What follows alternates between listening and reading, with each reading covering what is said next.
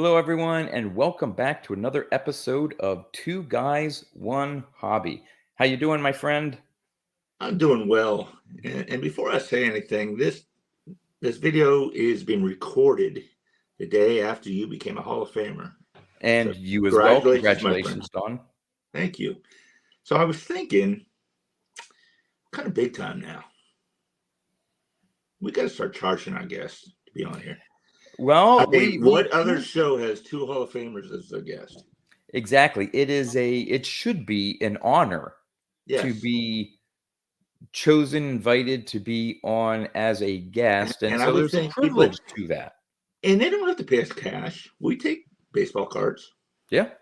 You know, we'll let this next guest slide because we were mere mortals, as I texted you earlier when we invited him. But now that we're big time, Yeah. and we're also full of shit. So, Yep. Although, you know what, I'm thinking you beat me by 2 votes, and I think I know how you managed to get 2 more votes than me.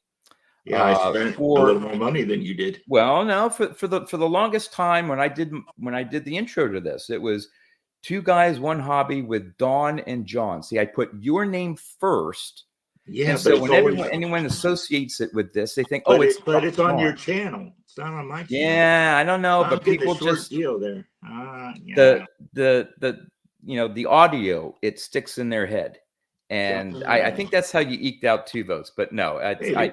this class that we're a part of, Yeah, man, Jimmy Guns and Terry and Eric Fourleaf, just an amazing group of guys. I'm so happy and yeah, honored to be it's pretty amongst cool to go in all with of you. people that I've met everyone in person except for Terry, Yeah. which I called all you guys last night because I was just excited for all of you. Not gonna lie, I was excited for myself. But Terry had a good point. He said, Don, I've never met a YouTuber. He hasn't met one YouTuber yet, and I don't show my face. And I got elected. And I'm like, that's Yeah. pretty impressive, man. Yeah. Like, Yeah. that just shows the quality of his channel and what he does and what a guy he is. Absolutely, absolutely. Well, we're all going to have our chance to do our little acceptance, thank Yep. yous, and all that stuff. So we won't get into it here. We do have a guest, a non-paying, or maybe our last non-paying Yeah, he got guest. grandfathered in. So he's Yep. He is a fellow Pennsylvanian. Actually, lives probably around 30 miles from me. We haven't met yet, although we are planning on doing something to get together here. And which I we're was going to. thinking this was our first trio Pennsylvanians, but it's not. We had Oh, another Pennsylvania. Do you Ray remember from it? Philly. Yes, We had Ray from Philly. That is right. This is our second all Pennsylvania. that's right. Yeah. Maybe we'll give a discount if you're from Pennsylvania to the future cost. We'll see. Yeah, unless you're from Philly, Well, that is true. then we charge you more. Yeah. Yeah. All right, let's get this guest on. People are tired Yep. of hearing us. Yep. So we're going to be doing, well, we'll let him explain. So, we're going to bring on Joe, 4SoftCorners. Hey, Joe. Oh, he's all ready. He's Oh, he's ready. giving There we us go. cash. Nice. There you go, guys. Yep. All right. Nice. Well, welcome aboard, Well played. Joe. So we're going to be, well, maybe you can explain what we're going to be talking about. But first, obviously, before I get into it, if you're not familiar with Joe, 4SoftCorners, I will have a link to his channel in the description of this video. Definitely go check Joe's channel out. It's great. But maybe we'll give you this opportunity here, Joe, to introduce yourself for those who may not be familiar with you, what you collect, and what we'll be talking about today. All right. Well, thank you, John and Don. And just want to say thanks for having me on here. And congratulations to the two of you. Thank you. I thought my vote would be enough as a payment, but there's an extra 10 spot for you guys. So, All right. but no, yeah, I've been, I think 18 months I've been making content. I've been consuming it I was what most people call a lurker for probably like 2 to 3 years. Yeah. Like 2 to 3 years before that. And then I started commenting for maybe like 6 months or so. And then I just went into making content. And then I was maybe 5 videos in when I went to the National in Atlantic City. So that was the first of meeting a lot of people. I got to briefly meet the two of you, but yeah, I got to meet you. Yep. yeah, that's what I mean. But it was like, it was just, maybe I commented a little bit on people's channels, or Yeah, I didn't know you at the time. Like your yeah, I didn't know channel, a you were lot of new to people. me when you introduced. But then Yep. I looked up your channel and got to know you. And Yeah, I think I Well, had that's why those events are so nice. I mean, you could yeah, be, and again, I think the rule is you don't even have to be creating content. If you follow us, you're welcome. Like, hey, meet us. Let's all get yeah. There's together a couple and have a guys good like time. James Gilliam and a few others Yeah. that don't make videos, but they comment on a lot of them. I've met him and a few others. Yep. But yeah, I think I had 14 subscribers at the time, and I mean, it was just, everybody says it, but it's not a lie in any way. It's just so welcoming. Like, everybody I met was just, I was talking to, well, before I met you, Don, I was talking to Rick, Vintage Oddball Cards, Mhm. and he's like, come on, and drug me over to the bar, and John was there, and you were there, and then John Mingiti. Like, it is just, everybody's so welcoming. So that was just so awesome and like, We're just all regular guys. We're nothing special. Yep. yeah, Like I mean, I learned that very we're a bunch quickly. of dorks that make YouTube videos. Yeah.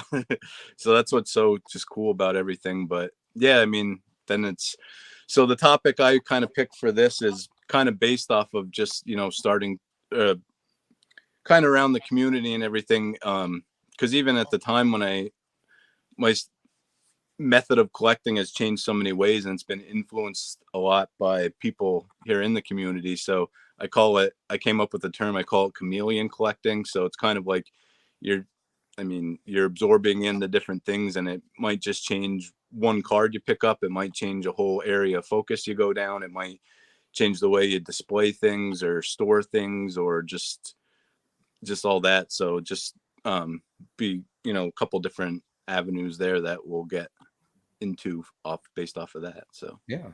Well, I think it's only natural. I know for me, before I got on YouTube and interacted with all these great channels, I was sort of isolated just by myself. Now, I did have fellow Boggs collectors that we interacted with, and occasionally showed a picture on a text thread of, hey, look what I picked up, but just was in my own little bubble.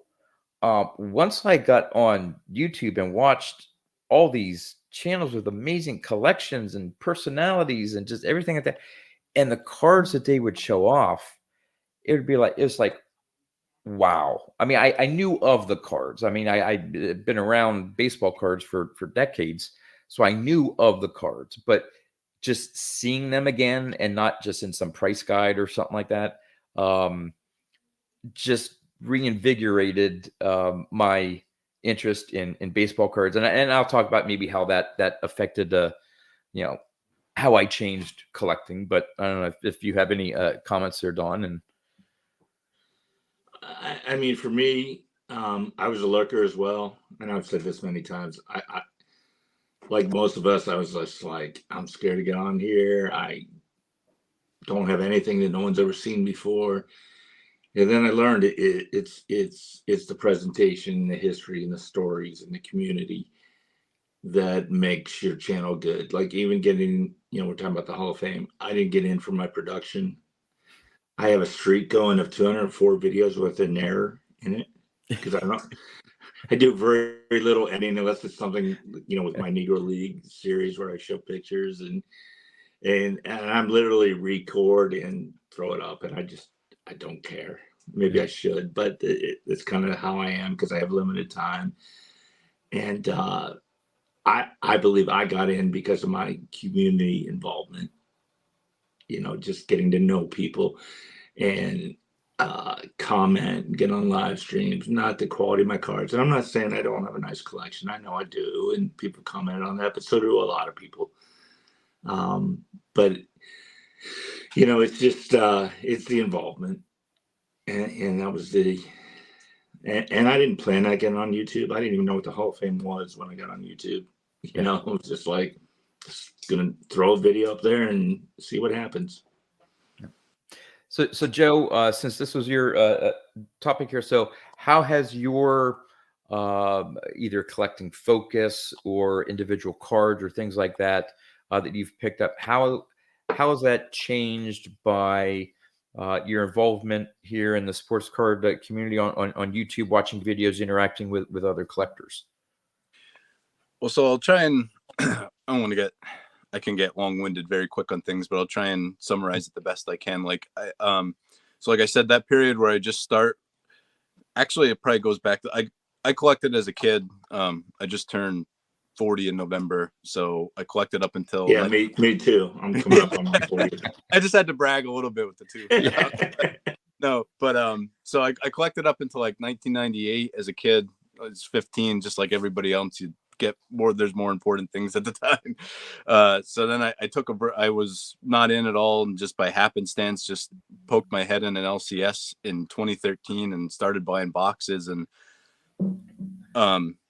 kind of what the YouTube, like just in general, did for me, because for like 5 years, like 4 years, the only thing I really did at all in the hobby was just buy boxes, but I didn't have a goal. It was just the fun of opening stuff, but I wasn't even like collecting anything. I was just accumulating stuff. And then I kind of almost got completely out of it. I met my wife, that I have now. I met my wife, and like just leading up to that and buying a house, like I thought I just don't have time for this. I'm done with it. And then, it was kind of again by happenstance. As I was selling stuff, I was still involved. Like I still tried to keep, my ear to the street, so to say, just so I knew like selling stuff, like what, was still going on. And at the time, one of my neighbors had a collection of stuff and asked if I would help him sell it. And it was stuff from the 50s and 60s. Nothing like, the biggest card was like a 64 Topps Mickey Mantle, but it was only like maybe a 2. But I helped him. At the time, I couldn't tell you what any set was, but I started just learning myself. I bought a Beckett online subscription. I was typing in the cards, and like that really started my love for vintage. Like I literally went through, hand wrote down like the condition, and I had the PSA grading thing, like, okay, if it has a crease, it can only get this. So I went through. So that got me an eye for condition. It got me an eye for the different sets and like sort of prices.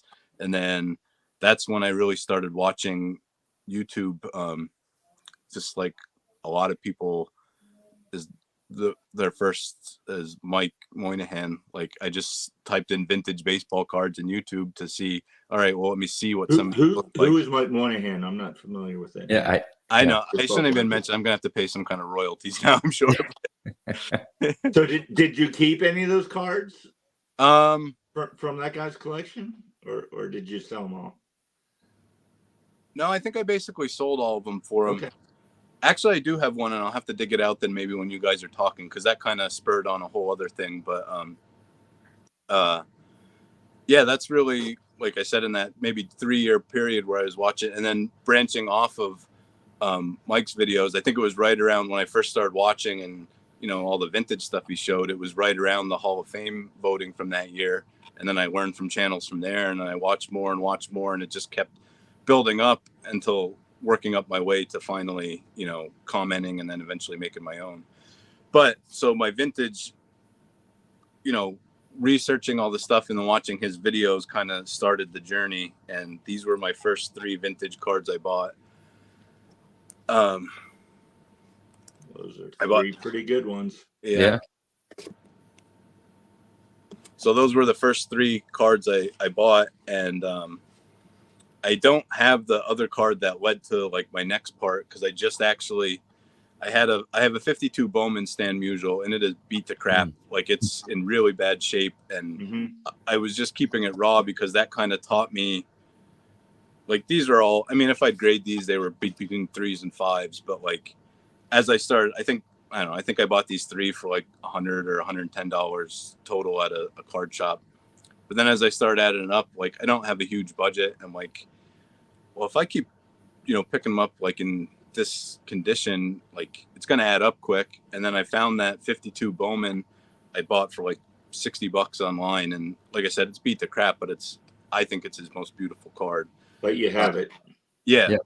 And Can that I kind of, ask? So, like, yeah, I'm a musical fan because I live 40 minutes from where he grew up, and he reminds me of my dad, not athletic wise, but just the kind of person he was in the area. What is your attraction to music? What drew you to him? I don't think there's like more of an ultimate good guy ever in Major League Baseball. Like, I you've agree. never heard one bad thing about him, and Right. you know, still not anywhere close. I mean, Denora's a far away from here, but still Pennsylvania. I Right. missed by one day for Musial and Griffey. I was born on November 22nd. No way. If I could have came a little bit earlier, I would have the same birthday, but it's still really close. So That is wild. that little bit of a connection, really close to being born the same day as them. Yeah. But yeah, I just always thought he was very underrated. Like, I was trying to think of some of the things, and I don't even know if he's mentioned in Ken Burns Baseball. Like, that's such a great documentary, but it's so much focused on all the New York teams and Boston, but like I always had appreciation for him because of how underrated he was. Because like I said, I mean, I put him easily top. Most people say top 10 or 15, but I say top 5 all time. I'm with you, but he was just so consistent.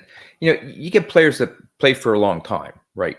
But he was just so consistent at a high level. But you look at his numbers, and they're all great. But you know, he won what, three MVPs, three. All right. So he had some of those like big highlight years, okay. But other than that, I mean, he's sort of like the Hank Aaron and Willie Mays of home runs. I mean, they total just huge numbers, but maybe a batting title or a home run title here and there. He was just so consistent over his career at a high level. He sort of got lost, you know, because Don, you talk about being consistent. He had 1,815 hits at home and 1,815 hits on the road. Yeah. How insane is that? Yeah. But because you get other players in any particular year that have a breakout season, all right, that may have outshined Musial, and they got all the fanfare. And then another year, a different player may have got, but he was still just consistently at that high. So I think that's why he gets sort of in the shadows a little bit. If you want to hear about, if you're interested in about what a man Stan was, Google Mickey Mantle's funeral, or I'm sorry, Stan Musial's funeral with Bob Costas giving a speech.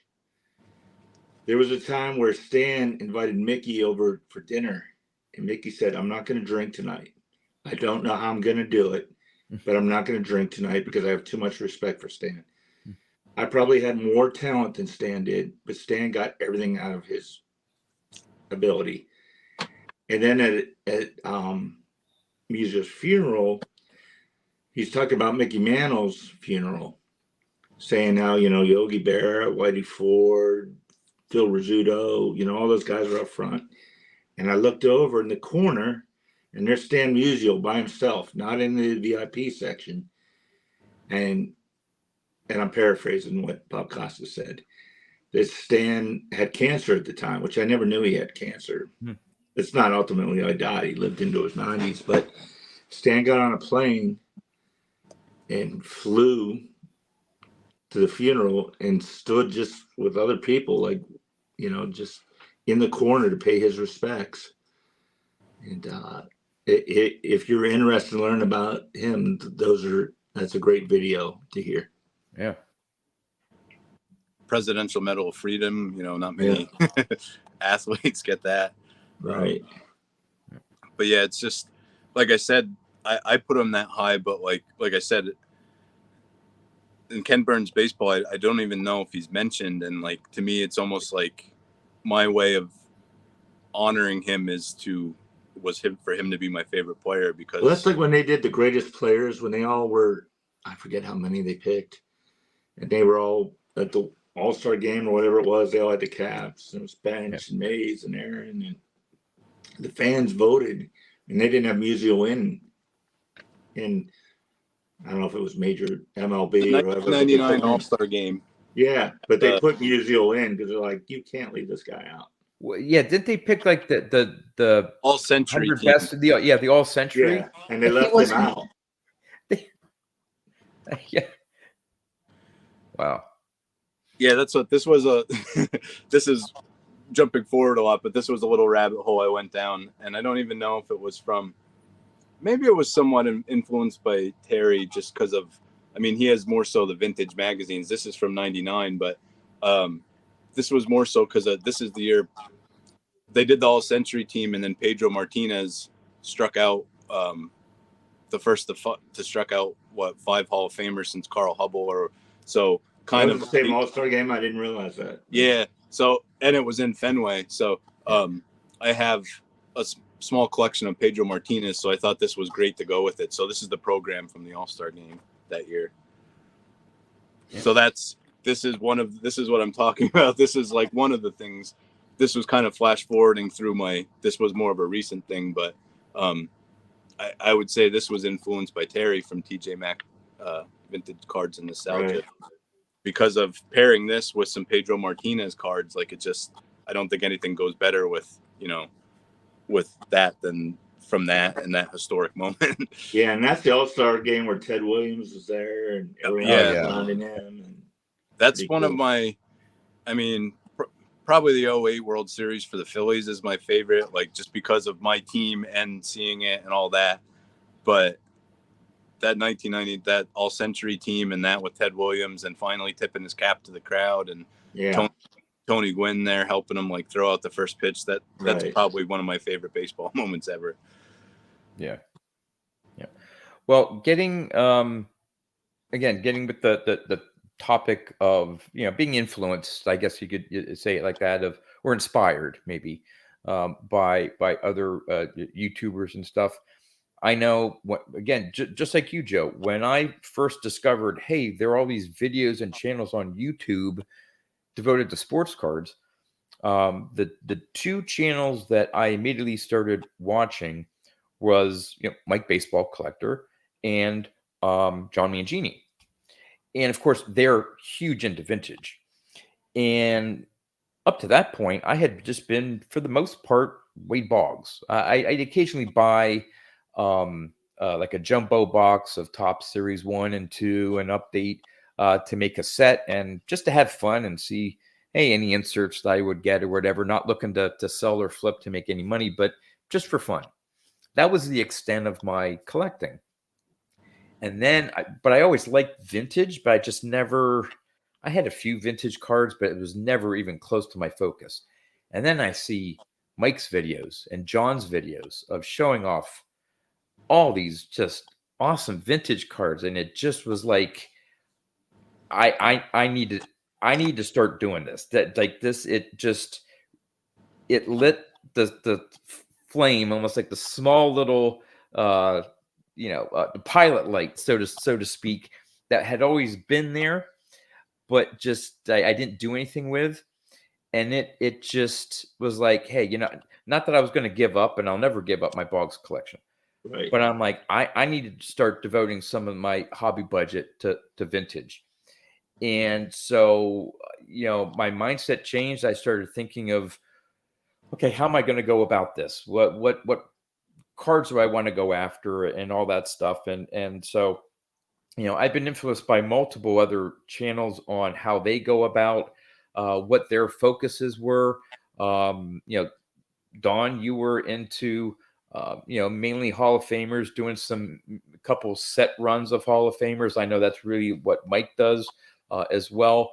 John's just all over the board. He just loves all vintage and just stuff that's rare and that you don't see very often. Now, I haven't gone down that rabbit hole where I'm starting to look for all that other stuff. I'm just keeping it to the main Tops and Bowman. I don't even know how to search for that stuff because I don't know about it. It's like, what's my search? I don't even know how how I did it or found or why I decided to go on YouTube, and maybe I was bored or something. Okay, let me go on YouTube and No, I mean baseball. those rare cards. I don't know how to Oh, search those because I don't know what they're called. oh yeah, yeah. The E W this and this, that S and this, X this. something. It's like Yeah. Yeah, when they're Uh, like, just letters and don't have the numbers. knowledge. Yeah, I don't have the knowledge to well, do I it. think there's I think someone did a that was it Yeah, it's called the catalog of mhm. uh baseball card or something like standard something that has all the numbers and things like that. But yeah, so from there I sort of followed Mike Baseball Collector's methodology of like because I was like, okay, if I'm going to get into vintage, what do I want? There's so much vintage out there, and so I'm like, oh, Hall of Famers. That's a somewhat narrow in the grand scheme of things area to look at, and so that's where I started collecting. So that was definitely YouTube related. Hey, let's go in a not completely different direction, but an additional direction for my collecting. So, um, any now, Dawn, I know you may not have any cards to show off here, but I know we before we started recording here, you're talking about something that sort of influenced you in terms of how you store or Right. display So, your collection. I mean, this is just part of what I have. I don't know if I can share this a little bit. My 56 are over there, 50 Bowman display over there, and I have a couple others. So I built these display cases because for me, I like to look at my cards and have them out. Nothing against your uh, card catalog back there because that keeps it organized, but I like to have them on the wall and I can see them. Yep. And the first time I saw really cool display cases was around 07, 08. And back then there were PSA forums. And there was this guy that had these amazing display cases.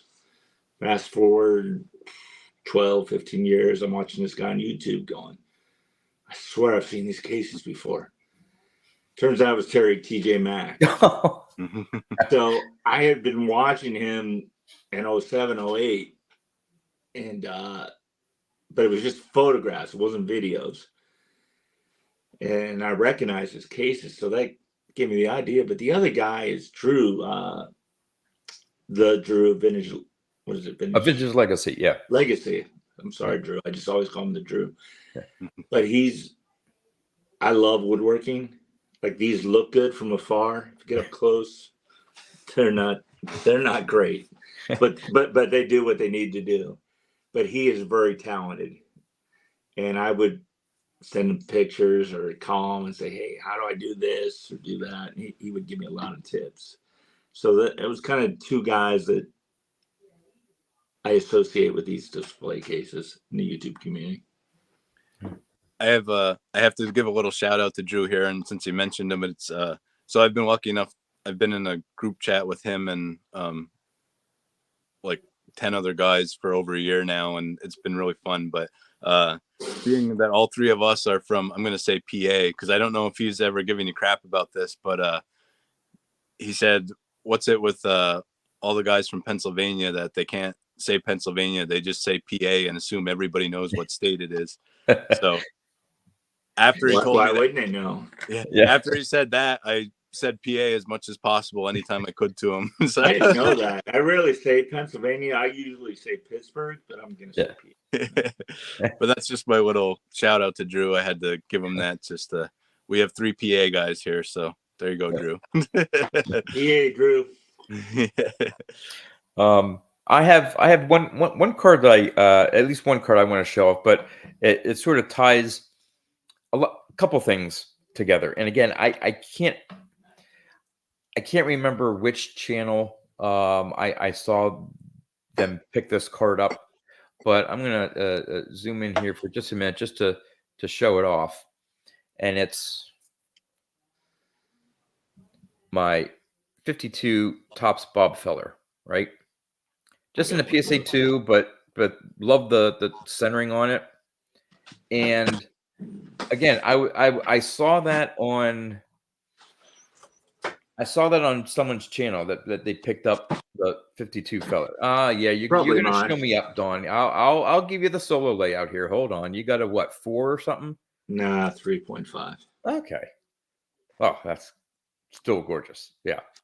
Was it Scott Reindeer Studios that It posted it? it could have been. It could have been. Who knows? But I ended up Oh, there we seeing. go. Oh, We there we all go. got it. Okay, we all got Hold put on. up. I We'll give love. you your. We'll Put give you yours up, your. John.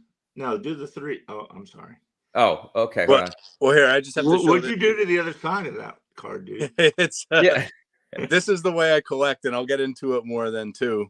And this was I kind love when we're on videos and all the guests have the same card. I think it's so cool.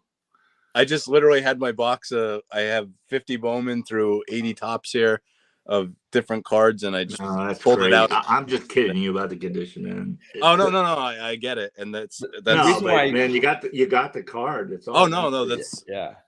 The reason why I bring this up is again, it's an example of maybe a 3 or 4 here that I have that I saw on someone's channel. Again, it could have been Scott's, that I knew of the card, but just seeing it, I was just like, that is such a beautiful card. I want to get an example. It truly is. The reason why I'm bringing it up is it was either the first or second time that a fellow Hall of Fame class member, Eric Fourleaf, was down visiting my house, and I was showing him the Boggs room and all that stuff.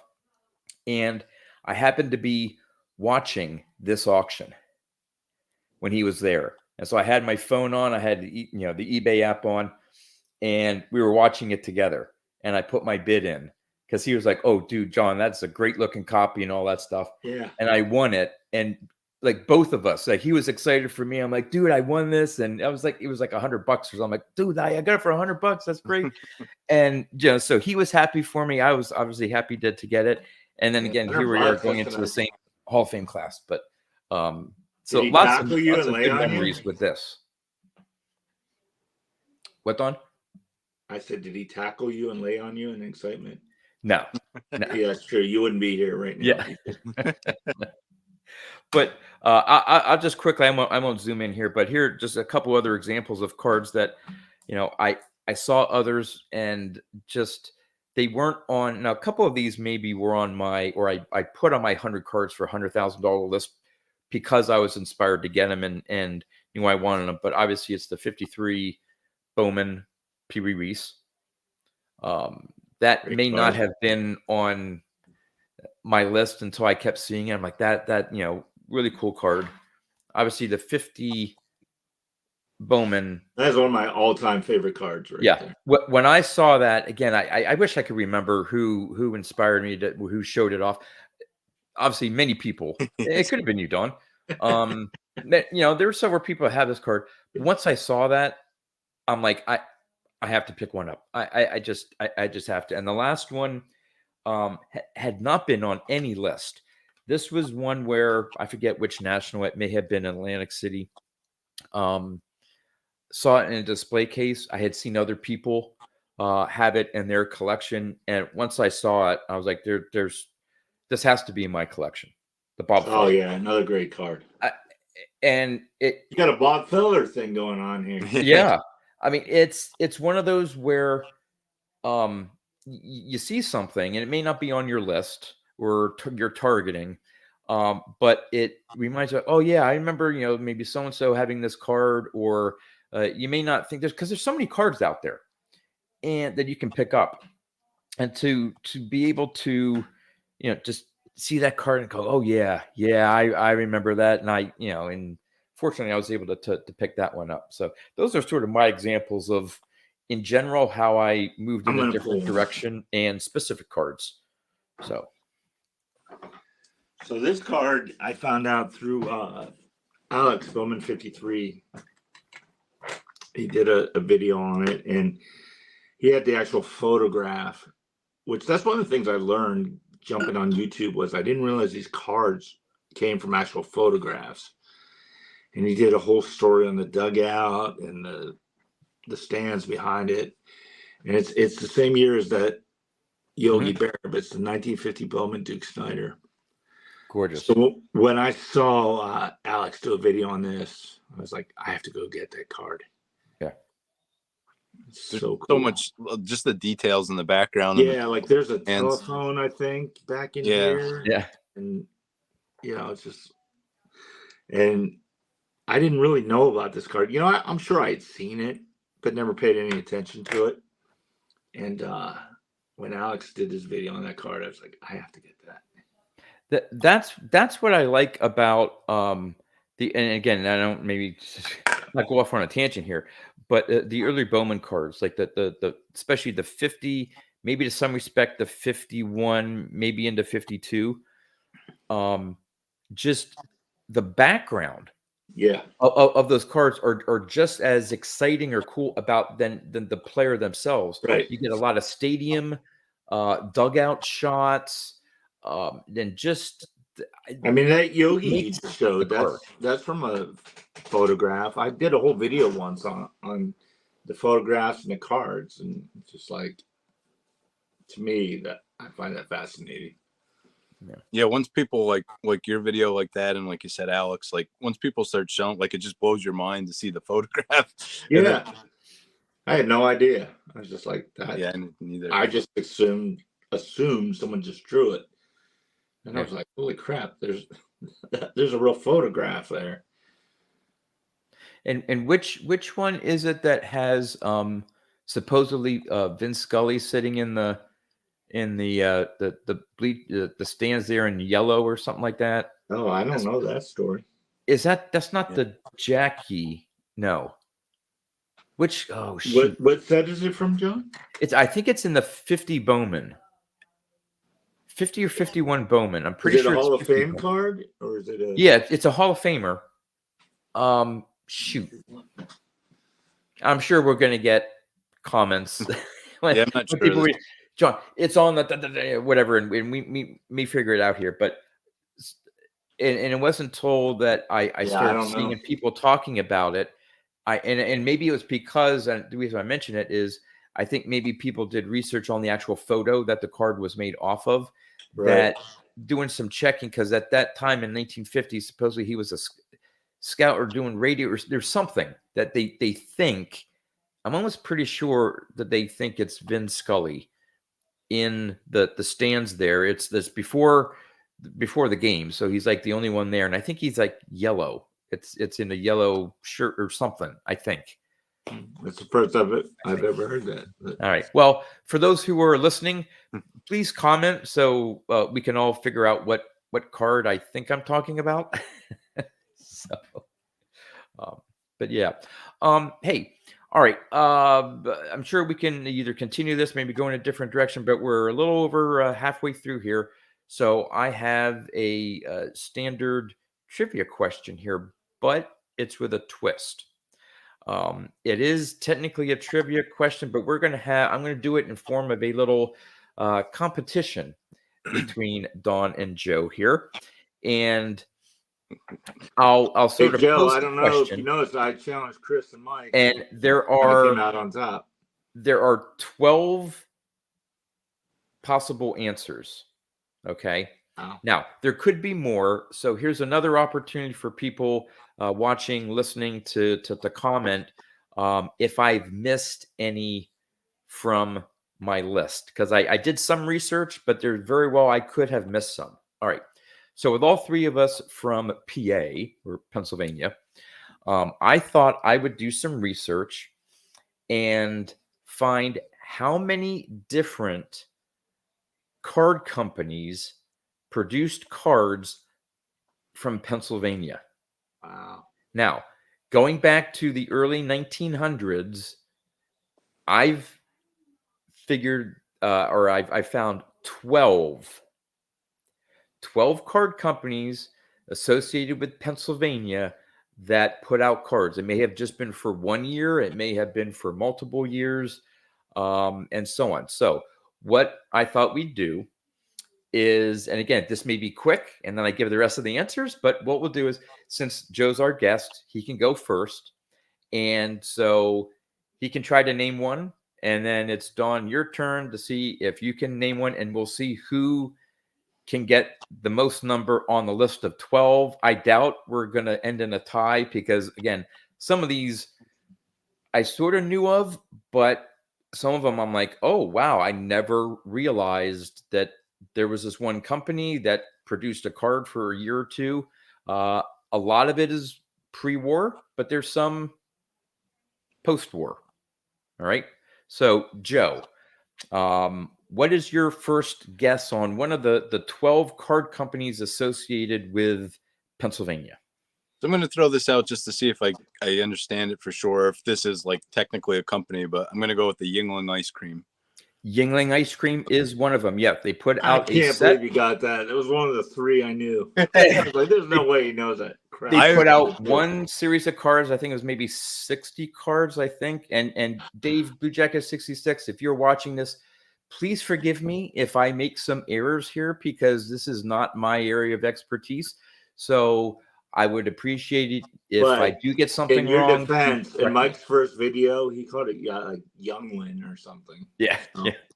So Yingling Ice Cream produced a set. I cannot believe you got that. I was 1928. Like, all right, Dawn, it's your turn. So we have one go with the one obvious for Joe here. I'm gonna go with Bowman. Yes. Now Bowman was actually it was known as I'm going to put one for Joe and Dawn here. You're at 1. Now it was really started off with Gum Inc. and they did the play ball cards. Then they got renamed to Bowman. Okay. All right. So they produced cards from the play ball obviously was 1939 to 41, and then Bowman was 48 to 55. All right, we're tied 1-1. All right, Joe, can you name another card company tied to Pennsylvania? I was leaving Bowman for you because I wanted you to at least get one. So. Oh.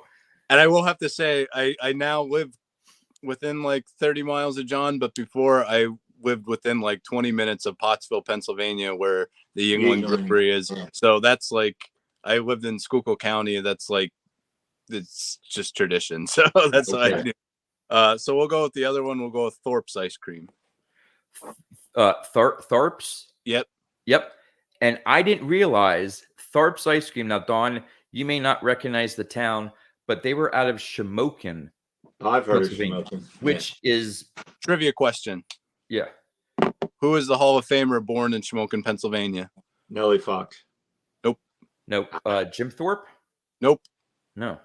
Think Scott Reindeer Studios. Gary but pre-war. Oh, Stanley Kovaleski. Oh, okay. So, yeah, I wasn't sure whether you would get, because, Joe, I was going to have that as an interesting tidbit, but you got Thorpe's Ice Cream. Similar in design and time frame. They produced a similar set in 1928. Yeah, this isn't fair because all these cards are from the eastern side of the state, from the western, so I'm going to lose, but I do have one more. Yep. I don't know if this is the correct name, but the Philadelphia football cards. I'll give it to you. The Philadelphia Gum Company. Philadelphia Gum Company in 1948 they produced the Swell Bubble Gum Sport Thrills, but also did National Football League cards from 1964 to 1967. So I will give that one to you, Dawn. The Philadelphia Gum Company. All right, Joe. Let's see if you can. So I believe it's out of York and Lebanon. York and American Caramel. American Caramel Company. Yep, they produced. I'm out. American Caramel.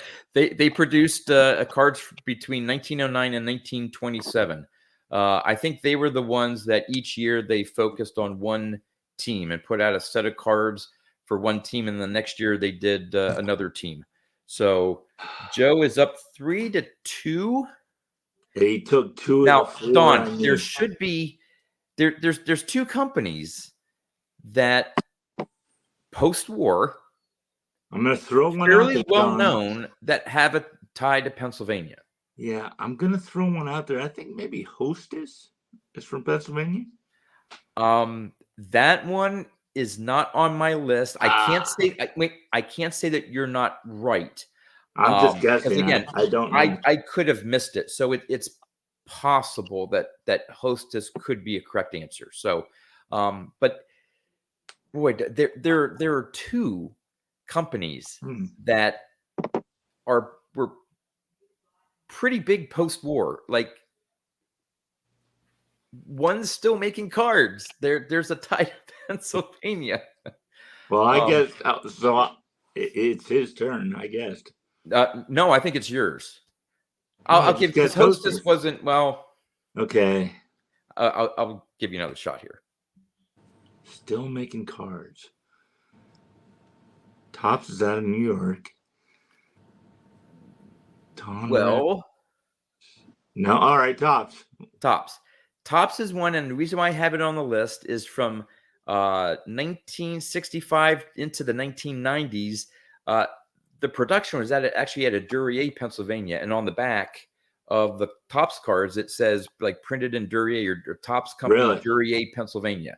So the headquarters, yes, was in Brooklyn, but for a long time, their manufacturing facility was actually in Duryea, Pennsylvania. Okay. So I had it on the list. I always associate them with New York City. Yeah. So I had it on the list, so we'll give it to you there.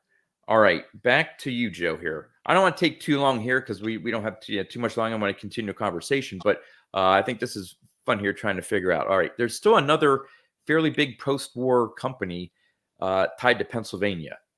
I'll maybe leave that one for Dawn. I'll go with the other ice cream. There's Harrington's. Harrington's Ice Cream at Shore, Pennsylvania. Correct. Also, one of the 1928 series. I don't know the softball one. I'm gonna guess Donruss. I only know of those from Dave Blue Jacket 66 because he's talked about those. You guys, that's all out in your area, man. There's no Iron City cards that I know of. Yeah. I don't think there's any other out near you, Dawn, but it's back to you. There's 1, 2, 3, 4. We got 5 left. Donruss? Donruss? No. All right, I'm out. I have no idea. Joe, you wanna? I'm trying to think if they had any. If there's Kellogg's. No. That one was another one. I'm not sure. I gotta look up Kellogg's and Hostess, see where they're headquartered. Okay, I will. We'll end it there. We'll give it to Joe. He's the winner, 4-3. All right. So again, just to keep going on here, the oldest one, one of the oldest one, and I hadn't heard of this, Croft and Allen Company out of Philadelphia. They had two different, it was like tobacco sized cards, and they had two different advertisements on the back, one for Croft's candy and another one for Croft's Swiss milk coca. So that one was one that I had never heard of. Croft and Allen Company. All right. Hostess is out of Kansas. Huh? Hostess is out of Kansas, and Kellogg's, I should have known this, Battle Creek, Michigan. Oh, yeah. Okay. The next one, Oxford Confectionery. Oxford, Pennsylvania. 1921, they came out with a set. York Caramel Company produced a set between 1927 and 1928. So candy was huge out east. Yep. York's kind of not really. Yeah, it's south of us. Right. Then again, this is a company that only produced cards in 1 year. It was a sort of like a playing card set in 1933. Rittenhouse Candy Company out of Philadelphia. And the last one, which I'm surprised neither of you got. They're based out of just outside of down in Philly area, Fleer. They were in the Philly area. I did not know that. Well, that's right. With like Donruss, Fleer, it was like, which one of these? I went with the wrong one. Yeah. Now Fleer goes back to the Fleer, I think it was Gum or Candy Company back in the late 1800s, and then their first set was some strip cards in 1923. And then, of course, then they did the Ted Williams, the 59, and the all-time greats into 60, 61. What it goes back to is these were gum and candy companies that threw a few cards out. They weren't essentially card companies. Right. So anyway, I just thought that was, since we were all in Pennsylvania, maybe awesome. it's a little learning thing as well. And again, whether it's Dave John, anyone else who wants to chime in if I got something wrong, or if there's other ones out there from Pennsylvania, would love to know in the comments there. So, Still can't believe you opened up with Yingling. That was my sleeper. Yeah. I was like, I got Yingling. And you threw it out there. I was like, damn. Yep.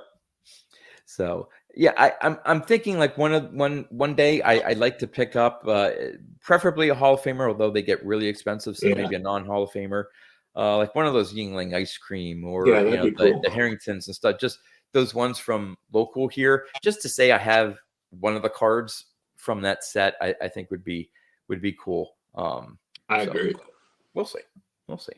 So, Joe, I know we got maybe 10, 15 minutes, something like that. We'll see how it goes. But another potential thing you wanted to talk about is, and we sort of mentioned it, Dawn, with your focus, and Joe a little bit with Sustain Musial. But I know, Joe, you recently picked up a pretty large sort of player collection. I know we were texting back and forth prior to this recording here. Maybe you want to go into how you came about that and why and where that's going to take you. Yeah, it was kind of a thing. So my big purchase last year, well, I mean, I've been working on it for over 2 years. But the first like 4 or 5 months of last year, I was working on the 53 top set. And I really like focused on it and got completed on it.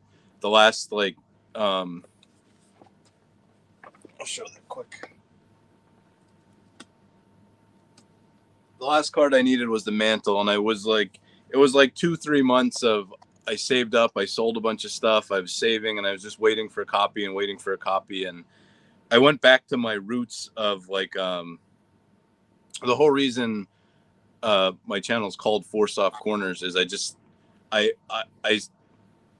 touched on it a little earlier, but I was just embracing cards in any condition and the story of the cards, and the kid in the 50s that had it in their pocket, or how it got every rubber band mark or whatever on it. So I was waiting for the right mantle, and I ended up just getting this really beat up authentic one, but I own the card and I completed the set. So I mean, and other people have talked about it, brought it up about the whole grading thing and condition and all that stuff, and about centering and corners and all that stuff.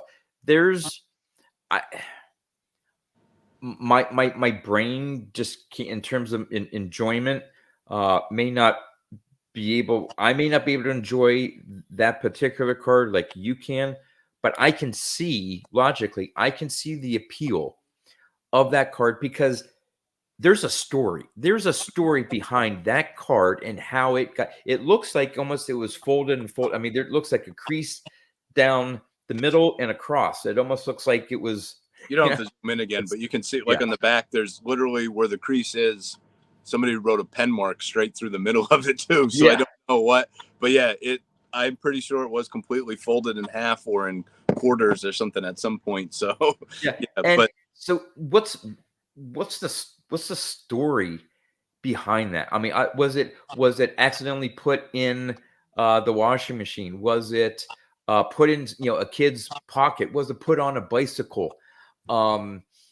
Just so many possibilities of that card from 1953 till today, and I'm sure at some point it was sort of preserved as best as it could.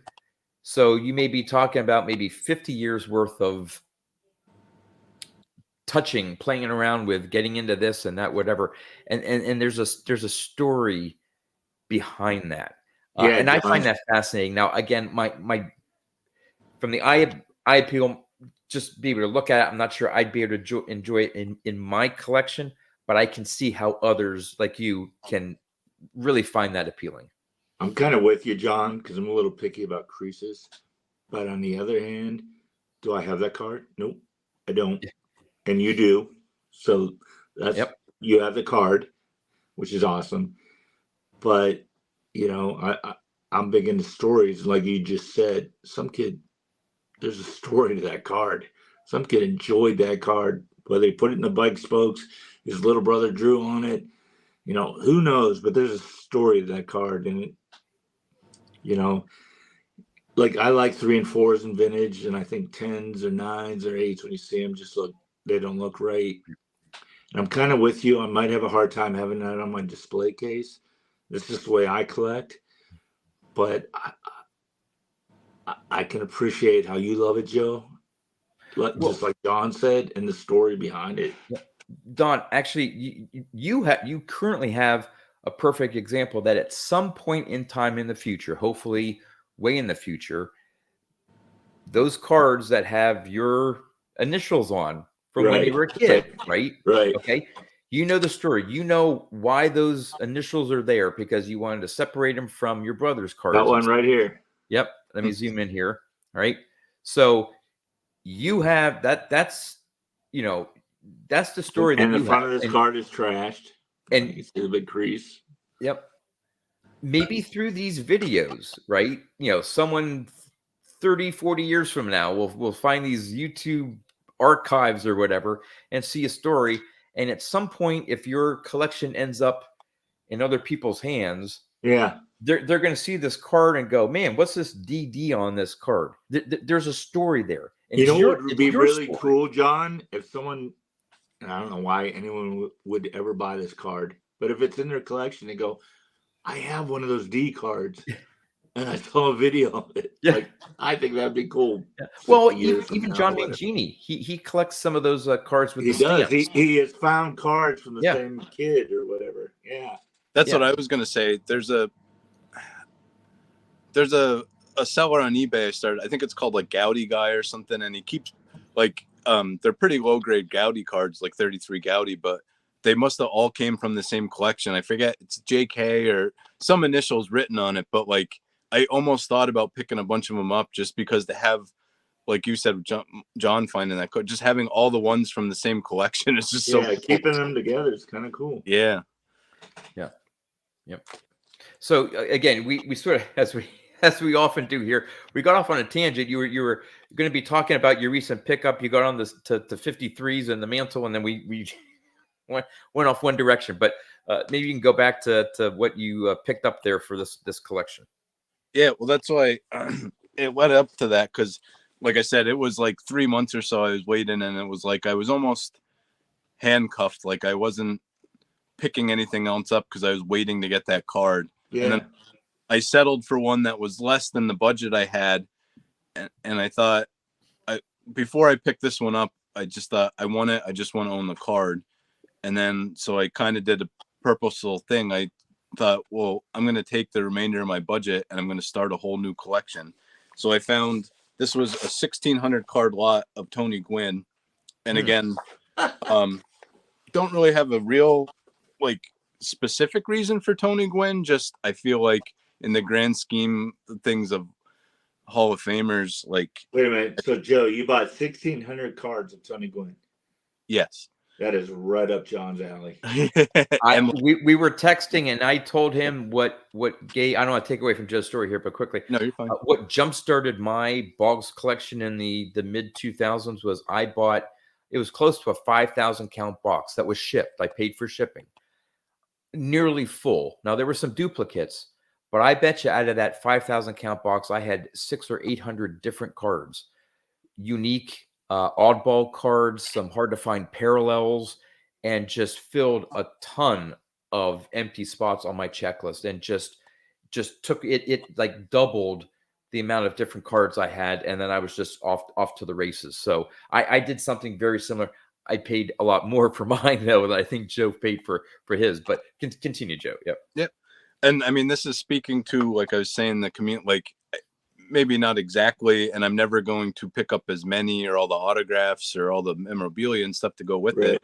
But I mean, this was kind of my way of collecting, somewhat like you, player collecting. Like I just wanted to, like I said, I went 3 months not really buying anything, and then I ended up with this one card, and all at once I got all these cards. It was like $170 shipped. It worked out to like less than 9 cents a card. I thought, I can't beat this. And I mean, I'm still this is over a year. I guess it was like 8 months ago. I'm still cataloging some of it and going through and looking at the 90 Donruss cards at the dot or no dot errors and stuff Oh, like yeah, that. And, yeah.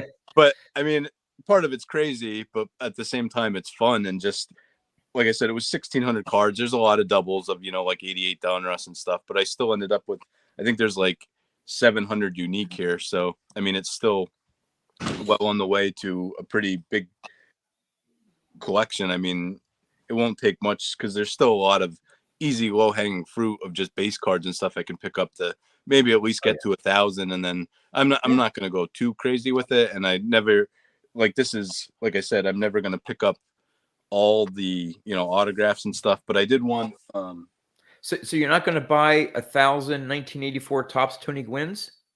I actually would, if I could get a good deal on them, I actually would. Let me find. Oh, here it is. I actually would, because I do love that card, and I would. Why do you need 1,000 of them though? I don't know. I kind of wanted to do that for a long time. I wanted to find one card I really liked. I don't even like doubles of a card. I had to truly define my insanity as a player collector.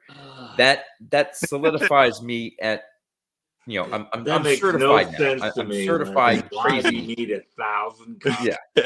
Freaking card. To me, I get it. Like I would. I don't get it. I would keep filling a binder with that one card and seeing how many I could get. I mean, I wouldn't go out of my. I mean, once I had a big bulk of them, but I mean, if I saw them anywhere in a quarter box or something, like I would pick them up. I mean, I definitely got I would buy lots of 40, 50 at a time. That would cost like I got them like for 15, 20 cents a copy. I mean, I didn't break the bank, but thank God I got rid of these 50 weight box cards. What was I going to do? Some sucker bought them for me. Yeah, but now try to find an 84 Topps Boggs on eBay. I cornered the market. Yeah, I was going to say, you freaking have them all. But so yeah, like I said, I'm still cataloging. I think I'm up to like 93 or so and still going through. But it's just been a lot of fun. It's been another project, and like I said, that was just kind of not fully doing exactly your way, but I mean it just. And I sent you the picture the other day. There was the thing, and then the stats that they're very similar. I mean, I guess kind of why Tony Gwynn. Like I said, I feel like he's underrated, and also I appreciate more of the actual pure hitters than. I mean, nowadays anybody just hits home runs, and I mean home runs are great. And as a kid, but at the same time, just watching him. There's a clip of him facing Randy Johnson, and he throws him. He's down 1-2 in the count, and he throws this ridiculous slider, and he just pokes the bat out and pokes it down the left field line for a double. And I think Joe Morgan, I think it was Sunday Night Baseball. I think Joe Morgan was on the call. It's just an awesome clip because it just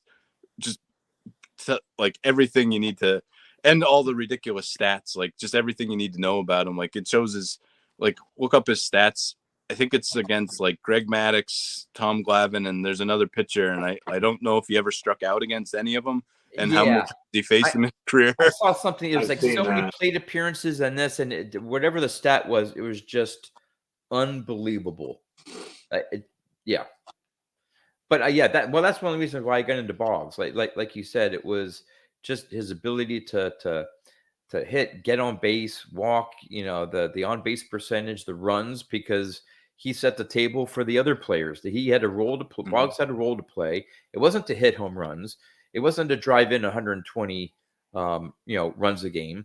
He was up in the higher part of the lineup. They wanted him on base, whether it be a single or a walk. And that's why he scored so many runs, because he allowed the second, third, and fourth players in the lineup to knock him in. And Gwynn was that same type of player. I don't think he walked as much. Yeah, he didn't. As Boggs, so he was more of a contact hitter. Boggs, I think, was willing to take a walk, where Gwynn, I think, was maybe a little bit more aggressive. But he ended up with more hits, a higher career batting average, I think more RBI, those some of the stats, slightly more home runs, but he wasn't a huge home run hitter. But no. Yeah. But yeah, so I have this, like I said, most of it's always going to be base cards, but I did want to pick up, and I feel like I got this at a pretty good deal too. So this is the centerpiece of my Gwynn collection. But is the 93 refractor? Yeah, the 93 finest refractor. Nice. Those are nice. And then, like I said, I've since well, part of my whole thing was, like I said, the whole start of my channel, the 4SoftCorners, was like raw cards for the most part. But so I think this came in, I bought it in a PSA 8, and then I crossed it over to CSG just because it was in an old flip, and I thought it looked really good in the CSG or CGC. So, but yeah. That's those 93 finest refractors. They're amazing. Yep.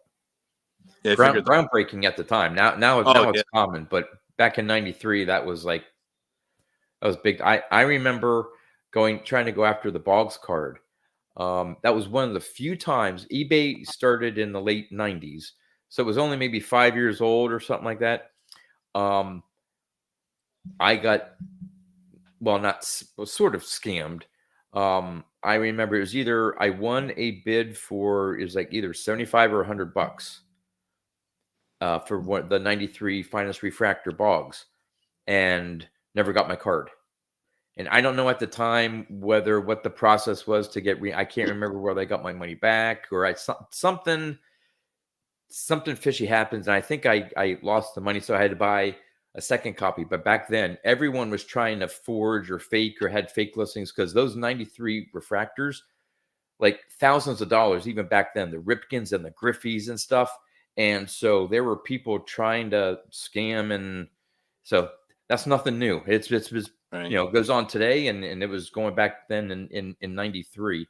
And I got burnt the first time trying to pick up a Boggs, but then I picked up another one. So yeah, that's point of time in the late night. I mean, you probably, I don't think you probably sent money orders and stuff like that for the cards yet, I think, didn't you? I don't even know how. I forget. I forget how it worked. I can't remember whether PayPal was in place by then. I got on eBay in 99, and I don't ever remember writing a check. So there must have been some system where you put your card in or PayPal. Yeah, and I don't know whether it was I forget. Again, I've been doing it for so long, I forget how it was way back in the day. But yeah, but I do remember battling. I know this is off tangent here, but I remember battling with this back then, early days of eBay. Your username was shown. Now it's hidden, and it was all auctions. It wasn't buy it now. They didn't have buy it now early on. It was all right. It was all auctions, and I remember just having epic battles with this one guy going after Boggs cards. Sublime won. It was his Sublime won, and I'm like, son of a gun, and I lost out to him, or hey, I outbid him, and it was a back and forth. And sometimes the bids got pretty high. Well, turns out he's one of the members of the Boggs Trust, Nate. We're friends. We remember the days that, because we didn't know each other back then. It was, I didn't know where he was. He didn't know where I was. Just this name on eBay. Oh, you were outbid, or you lost to this, but whatever, or you won. And several years, 2 decades later and stuff, we're really good friends and members of the Boggs Trust. So yeah, now that you guys know each other, it's so much, because I'm sure you go back and forth hey, I'm bidding on this, just so you know, so we don't either run each other up, or let's figure some things out. I'm sure it's fun. Occasionally there'll be one single, oh boy, I'm going to go after this fairly hard, or I have some interest, but we say, hey, good luck. And usually they have hey, I'm going to be in it for a certain amount, and I'm not going to go past that. Hey, if you want to go past my maximum, you're welcome to it. Or most of it's hey, I'm going after this card. Hey, go ahead. We don't need it, or whatever. We wish them luck. So there's very little competition now that we're all together as a group. Now there's some others that, we're not as tight with, that I'm sure bid against us and stuff like that. But yeah. So anything else here? We're getting a little bit past the hour here. Any final thoughts, Joe, in terms of influenced by YouTube, your direction of your collection, anything like that you want to talk about?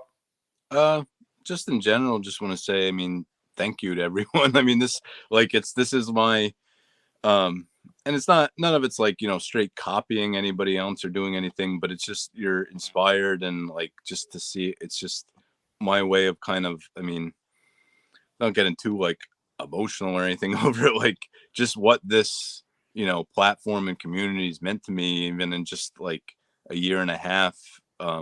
It's just made it so much more enjoyable and so much fun just to collect. And I mean, everybody always says it about the national, about everything. It's gets to the point where it's not the cards, it's the people, and it's 100% true. And I'm just so glad to be in this, and just any little bit that like any of these like that remind me of any other channels, it's just my way of kind of showing my respect to everybody. And like, I don't know, it's just Yeah. awesome. I, So I don't think I don't know how anyone could be insulted, offended for someone to be inspired by what you show off on your channel and say, hey man, I really like to get one of those cards, or collect that way, or do whatever. To me, there've been a couple that have taken on this 100 card list for $100,000, or they've done their own 100 cards for 10,000, whatever. I know Chris from Missouri is literally taken my list and is working off of it. Sort of like he's considering like a PSA registry list type thing in a project. Others I know, like Southern Fried Cards, they're doing their own list and picking their own 100 cards. I find that flattering that hey, someone thinks that's a cool idea and they want to take it on. I think that's great. So I think, again, like you said, we're all one big community here, and by showing off our collections or cards we're interested in, you're bound to get others to say, "Wow, that's really cool as well," and I'd like to do something like that. So yeah, I mean, I could just tell after this video that Don's going to go out and buy 1,000 1984 Wade Boggs cards. Yeah. Yeah. Right on that. I have one. That's enough. Yep. Well, maybe Don, this you get into looking into some of those pre-war Pennsylvania cards, and I even looked for like the Diamond Stars. I'm like, nope, not the Diamond Stars. And for whatever reason, I thought maybe the I don't know why I thought Gowdy, but like, nope, that's up in Boston, I believe. There was another one there were a few out in Chicago that were made. Forget what some of those Where were. was Red Heart made? The dog food. Yeah, I don't know.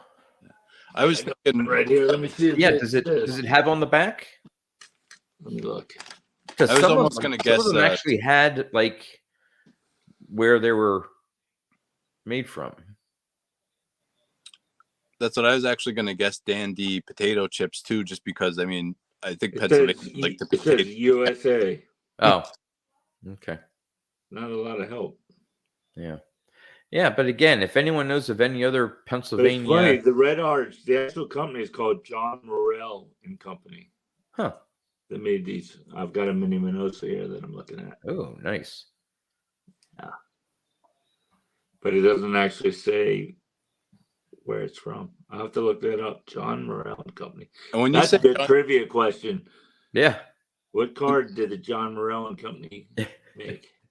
I'm pretty sure I've heard that as a meat company before too. I think there's a John Morrell Meats. Let me look them up real quick. Yeah. Hold on here. Yeah, but I didn't. When I was doing my research, I forget what website I was on, and like it was old vintagecards.com or vintagecards.com, something like that. And they had a list of, I mean, literally, wow, they're still in business.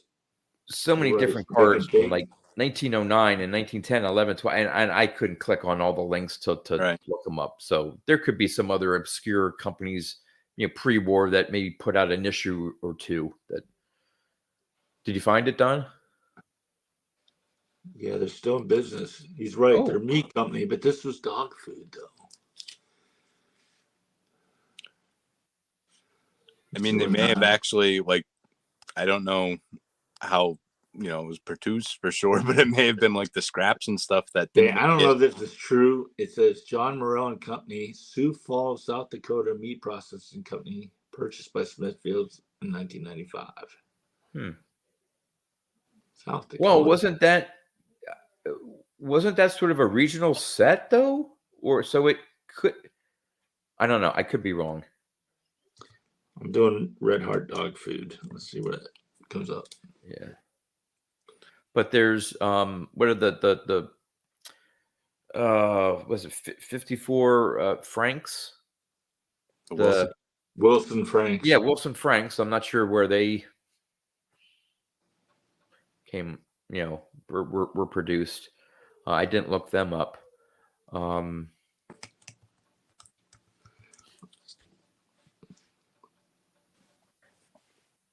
Here we go. John Red Heart Pet Food Brand.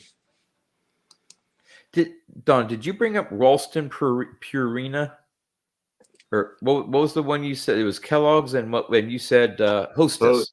Yeah. Hostess. I don't know if, because I know Ralston Purina did the set or two associated with Tops in the late 80s, early 90s. Yeah, I don't know. But yeah, I don't know if that's a Pennsylvania company or not, but I doubt it. But who knows? All right. Well, I guess that's a before good you get bored. spot to wrap things up. Joe, thank you so much for being our guest, quite possibly our last non-paying guest.